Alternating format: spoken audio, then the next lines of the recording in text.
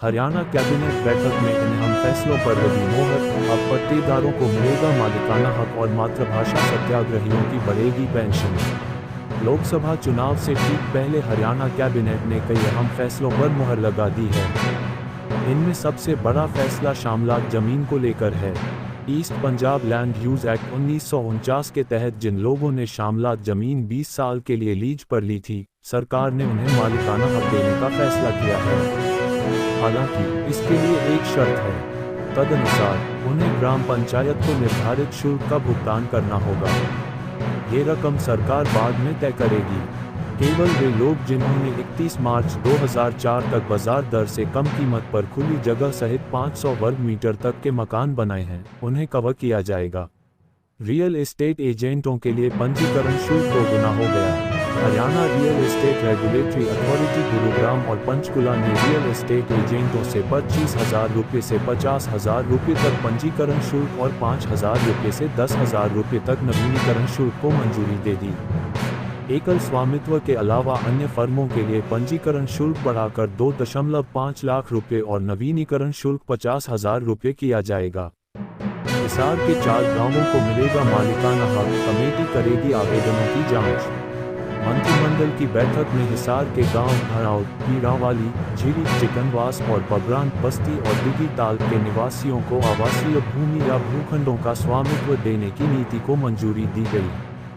इस नीति के तहत राज्य पशुधन फार्म की 1873 कैनाल 19 मरला जमीन पर बने मकानों वाले लोगों को 31 मार्च तक मालिकाना हक मिलेगा। 31 मार्च 2023 तक इन 4 गांवों में निर्मित आवास वाले भूखंड, संपत्ति के सभी कब्जेधारी और जिनके नाम जिला प्रशासन हिसार के ड्रोन इमेजिंग सर्वेक्षण में दिखाई देंगे, वे ही आवंटन के लिए पात्र होंगे। लाभार्थियों के लिए परिवार पहचान पत्र (PPP) अनिवार्य होगा। आवेदनों की जांच हिसार के अतिरिक्त उपायुक्त की अध्यक्षता वाली 5 सदस्यीय कमेटी करेगी। स्वामित्व के लिए भुगतान किया जाने वाला शुल्क 250 वर्ग गज तक 2,000 रुपये प्रति वर्ग गज, 251 वर्ग गज से एक नहर 3,000 रुपये प्रति वर्ग गज, एक नहर से अधिक और 4 नहर तक के लिए 4,000 रुपये प्रति वर्ग गज। 4 कनाल से बड़े प्लॉट का दावा स्वीकार नहीं किया जाएगा। स्टेज कैरिज योजना में संशोधन, मार्गों की संख्या 265 से बढ़ाकर 362 किलोमीटर। सीएम मनोहर लाल की अध्यक्षता में हुई कैबिनेट बैठक में सार्वजनिक परिवहन सेवाओं को बढ़ावा देने के उद्देश्य से स्टेज कैरिज योजना 2016 में संशोधन को मंजूरी दे दी गई। संशोधन के अनुसार मार्गों की संख्या 265 से बढ़ाकर 265 कर दी गई है। अब इसका संचालन निजी ऑपरेटरों द्वारा किया जाएगा। इसके अलावा राज्य परिवहन उपक्रमों और निजी ऑपरेटरों दोनों के हितों को 50:50 के अनुपात में संतुलित करते हुए प्रति मार्ग परमिट की संख्या तय की गई है। संबंधित जिलों के मौजूदा परमिट धारकों को प्राथमिकता दी जाएगी। अधिकतम सीमा से अधिक आवेदन होने पर ड्रॉ द्वारा परमिट जारी किए जाएंगे। UHBVN के लिए 500 करोड़ की गारंटी मंजूर। कैबिनेट ने उत्तर हरियाणा बिजली वितरण निगम लिमिटेड UHBVN के 500 करोड़ रुपए के स्वीकृत ऋण के पूंजीगत व्यय को पूरा करने के लिए पंजाब नेशनल बैंक के पक्ष में 500 करोड़ रुपए की गारंटी देने के प्रस्ताव को मंजूरी दे दी है। अंबेडकर समिति और सेवा भारती को जमीन मिली। बैठक में धर्मशाला और छात्रावास के निर्माण के लिए भगवान वाल्मीकि अंबेडकर शिक्षा समिति को हिसार के गांव सातरोड खुर्द में 2,998.20 वर्ग मीटर भूमि के आवंटन को भी मंजूरी दी गई। प्रस्तावित भूमि का कुल मूल्य 80,90,8 रुपये है। बैठक में महेंद्रगढ़ में कनीना नगर निगम की 209 वर्ग मीटर भूमि को सेवा भारती संस्था को हस्तांतरित करने को भी मंजूरी दी गई।